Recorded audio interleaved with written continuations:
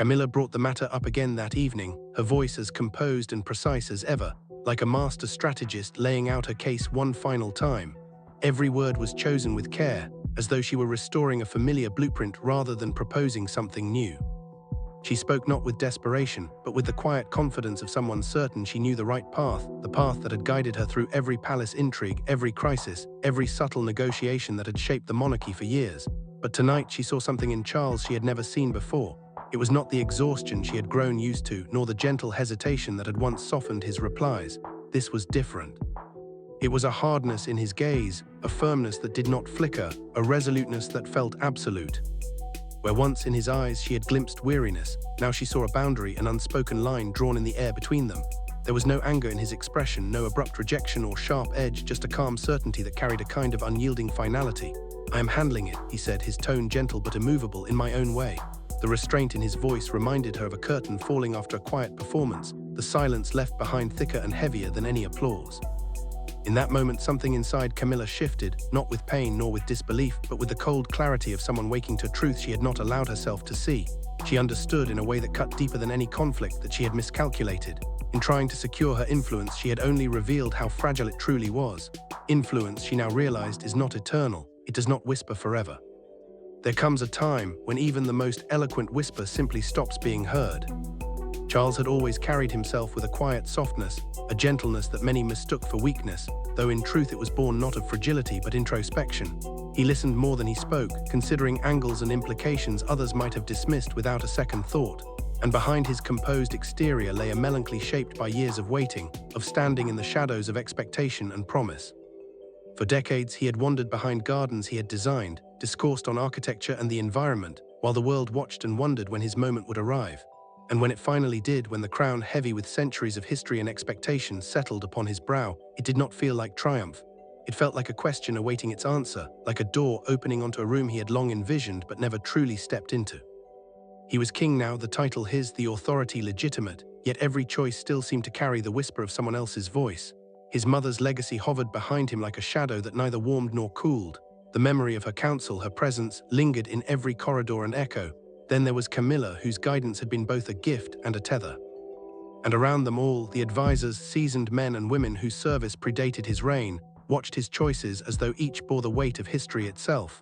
Clarity, he discovered with sobering awareness, was not the reward he had expected. And Camilla, with all her devotion, passion, and strategic brilliance, had become both his greatest ally and, without intention, his deepest restraint. She had entered this world not by blood but by sheer force of will. She had weathered storms that would have shattered lesser souls, scandals, whispers in the hallways, eyes turned with doubt and judgment, but she endured. She learned not just how to navigate royalty, but how to influence it. For years, her instincts became threads woven into the tapestry of every decision, every shift in direction. In moments of crisis, it was her voice that steadied the ship. In moments of opportunity, it was her vision that lit the way. She was indispensable, or so she believed.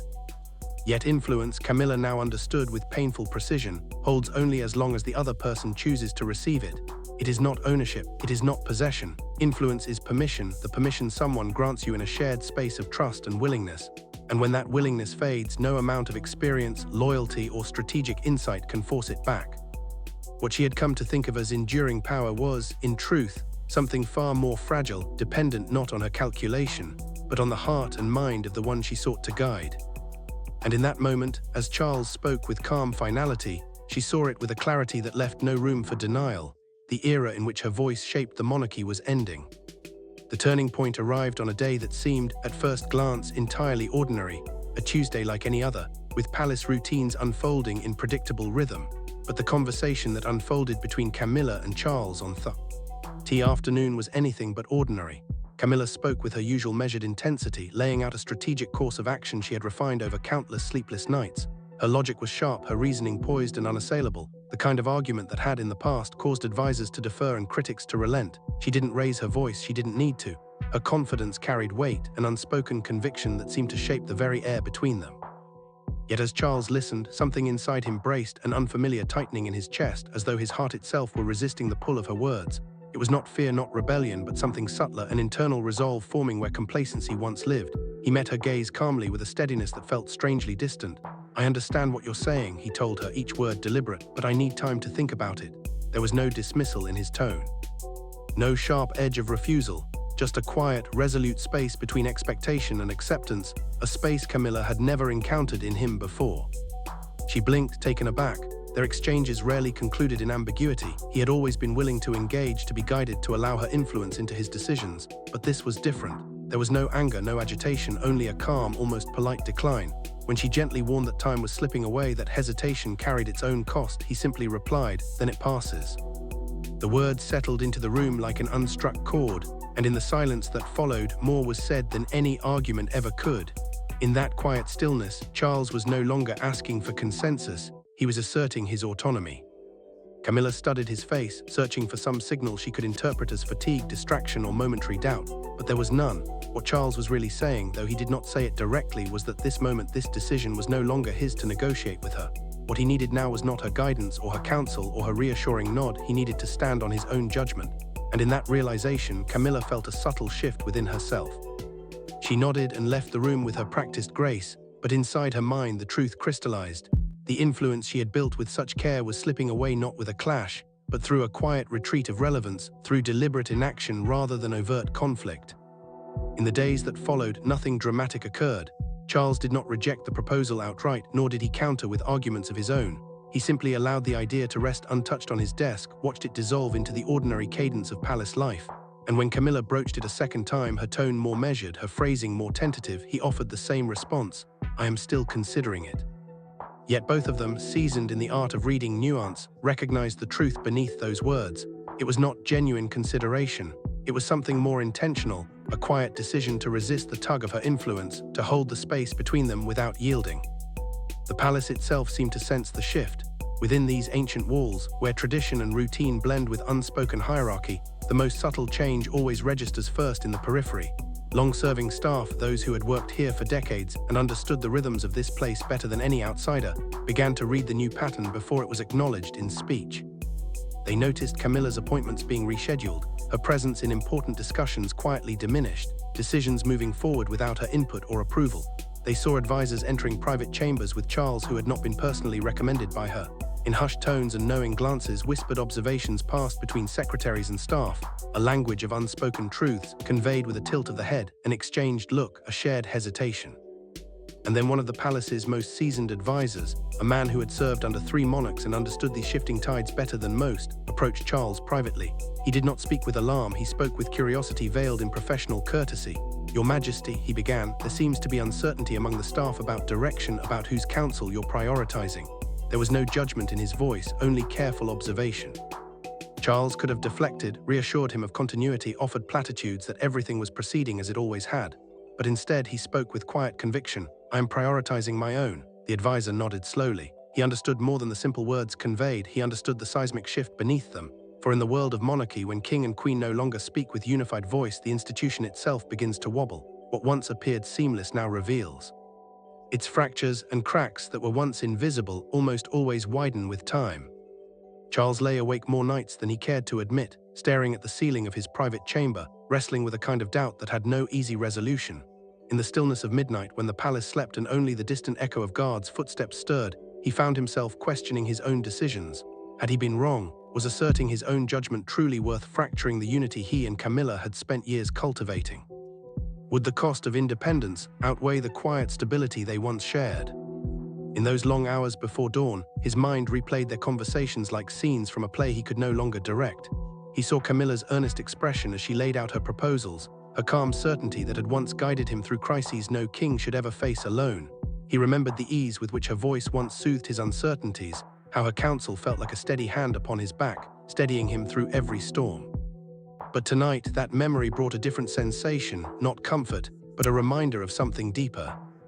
And then in the silence he felt it, that profound and almost inexplicable relief that came from making a choice not out of obedience to another, not because someone had whispered direction into his ear, but because the conviction had come from within. It was not an absence of doubt, it never could be that, but it was the easing of it, a quiet anchoring of spirit he had not known he needed. In that moment, Charles understood something essential about kingship. Being king, he finally realized, meant first answering to something greater than comfort, greater than affection, greater even than loyalty to others' strategies. It meant loyalty to one's own conscience, to the inner compass that guides not just authority but integrity. All this played out in silence, unseen by either Camilla or the world at large. But there was another pair of eyes bearing witness, someone who observed not with judgment, but with awareness. William had been watching both his father and Camilla with a keen attentiveness that went far beyond mere curiosity. He saw Charles carry the crown not as a symbol of triumph, but as a burden that bent his shoulders and clouded his gaze. He watched how choices seemed to wear down his father, how every potential path was sifted through layers of expectation before it ever reached light. He watched Camilla too, not with resentment, not with envy, but with a clear-eyed understanding. He saw how her voice had become entwined with the direction of the monarchy, how her suggestions once became his father's actions as naturally as night follows day. Her influence was not accidental, it was earned. She had earned it through sheer tenacity, by enduring the world that tried to reject her, by mastering the maze of palace politics that could break even the strongest of wills. William respected that. He understood her survival instinct, but he also saw what others had failed to see, that her guidance, however well-intentioned, was no longer aligned with what the institution needed next.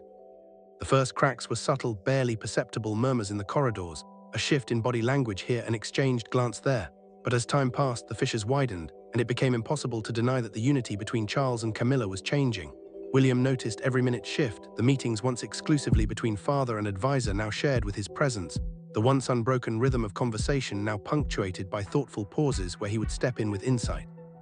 He watched the careful distance grow between his father and stepmother, how effortless harmony gave way to tensions that spoke louder than any confrontation.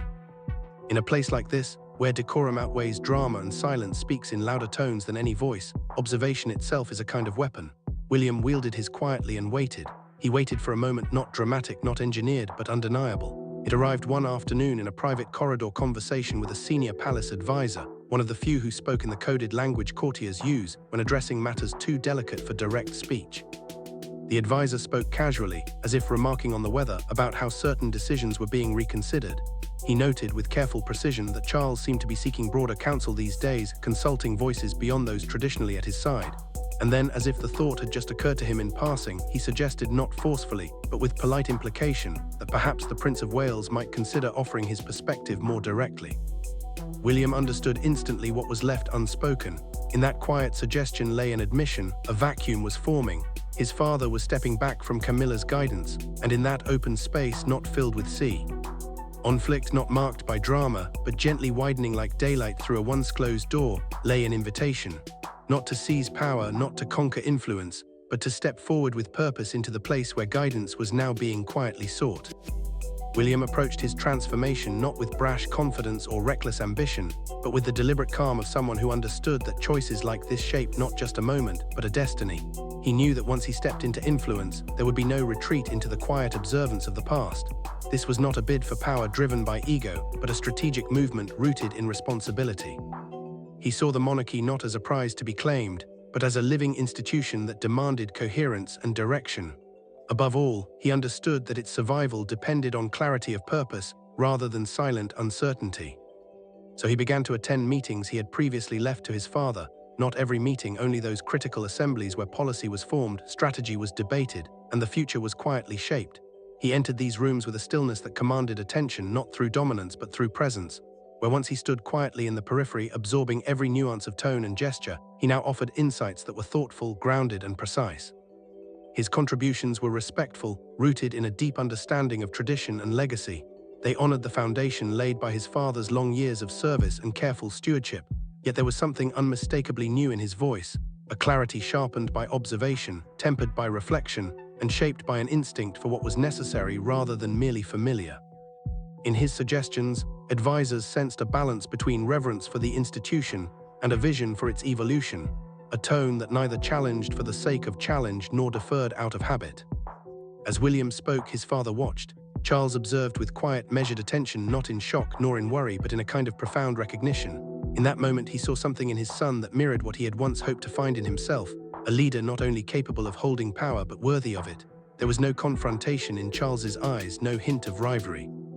Instead, there was acknowledgement, a gentle, unspoken understanding that William was no longer lingering on the sidelines of influence. He was stepping into the very space that had once been defined by Camilla's guidance, filling it not with force or contention, but with deliberate, purposeful authority. It was a subtle shift, yet the room felt its impact. Advisors, long attuned to the rhythms of palace dynamics, noticed in William's voice a resonance that had not been there before, assurance without arrogance, clarity without aggression, conviction without haste. He spoke neither to overshadow his father nor to undermine Camilla. He spoke to contribute, to shape, to anchor the discussion in the realities of a kingdom that needed both tradition and momentum. And in that quiet space between father and son, something fundamental shifted. It was not a dramatic transfer nor a spoken agreement. It was something far more enduring, an unspoken acknowledgement that William was emerging not as an heir waiting in the wings, but as a presence ready to participate, to influence, and to lead. Charles did not look at him with surprise. He did not challenge him. He simply recognized him, and in that recognition lay a profound transformation. William's presence in those strategic councils was like a new current in a long, still river, not turbulent, not overpowering, but undeniable. His voice carried the calm confidence of someone who had watched closely, listened deeply, and understood not just what needed to be said, but how and when it needed to be said. And as he spoke, the atmosphere in the room subtly shifted, not in opposition, but in alignment with a future that was no longer distant, but already beginning to take shape. In that quiet progression, Charles saw what William had become, not just a prince preparing for the throne, but a thoughtful leader capable of shaping its legacy with purpose and clarity. It was a moment without ceremony, without applause, yet it marked a turning point, the emergence of a presence that embodied not only tradition, but the promise of what was yet to come.